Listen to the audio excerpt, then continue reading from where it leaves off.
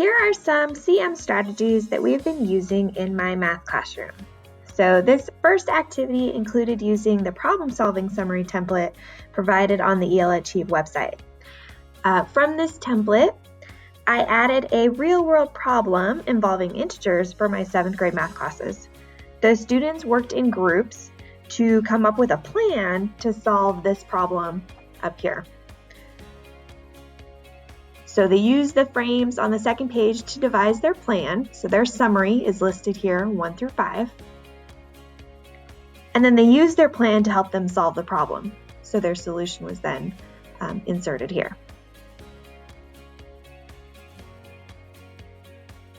In these slides, I have embedded the sentence stems into the response boxes to help the students get used to responding in complete sentences and kind of to help guide their thinking.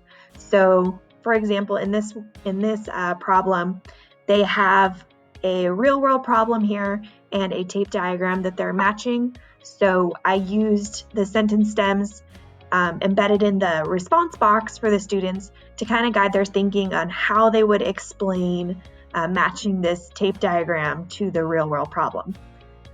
Another space would be on problem 2, where they would use the sentence stems I noticed and I wonder to explain their thinking about what's going on in these 2 tape diagrams.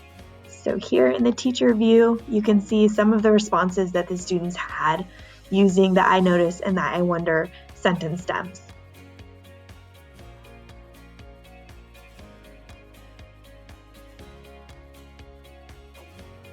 We also had responses in the last slide that I showed you where they're using the stems to explain their thinking on how the tape diagram represents the real world problem.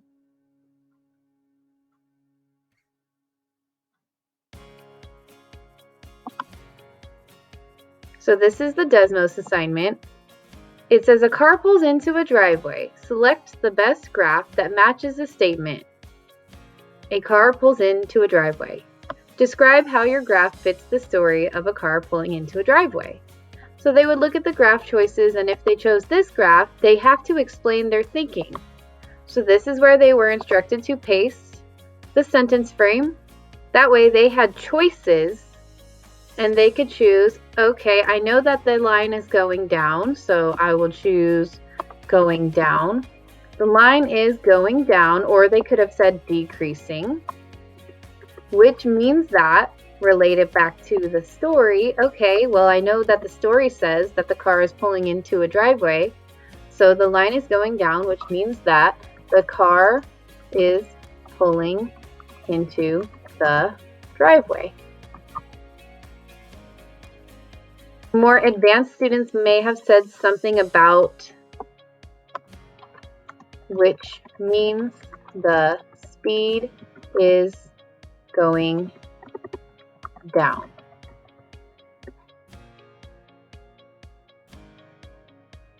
So the first set of artifacts is the use of sentence stems to get my students comfortable with using academic language. So the objective for the lesson was for students to be able to identify increasing and decreasing slope activity on qualitative graphs. And so with this particular lesson, my students were reviewing various graphs, qualitative graphs, and then they were determining which of the scenarios matched the graph. Once they identified which scenario matched the graph, then they were to explain the activity on the graph. So the sentence stems kind of helps them put into words what they see, the correlations that they see between the graph and the scenario. So here are a few examples of student responses.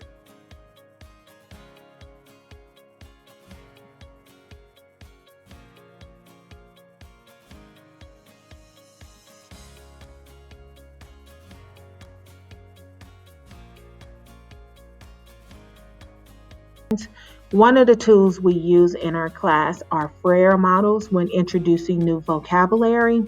the students find this to be easier to use than just having a definition of a word, because it allows them to see examples and non-examples. And then it also allows them not to just have a definition of the word, but some characteristics.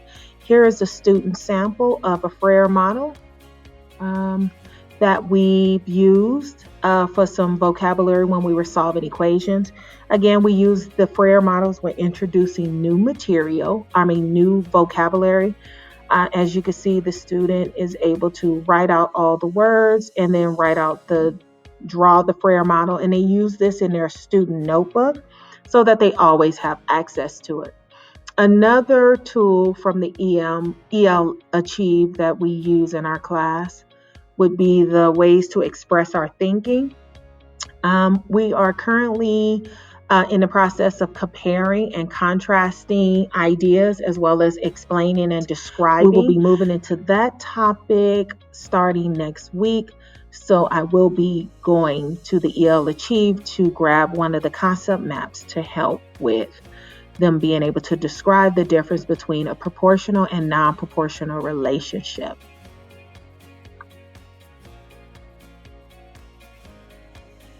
Now, one of the issues that I have encountered that might be common to a lot of us teachers is that sometimes we get a group of kids that are shy, they don't want to talk about what they're learning, and so it's kind of hard to diagnose and assess what their level of comprehension is. So I've had this problem for a while, but recently our school has introduced us to constructive meaning practices through the EL Achieve program. And I gotta say that I've seen a lot of progress.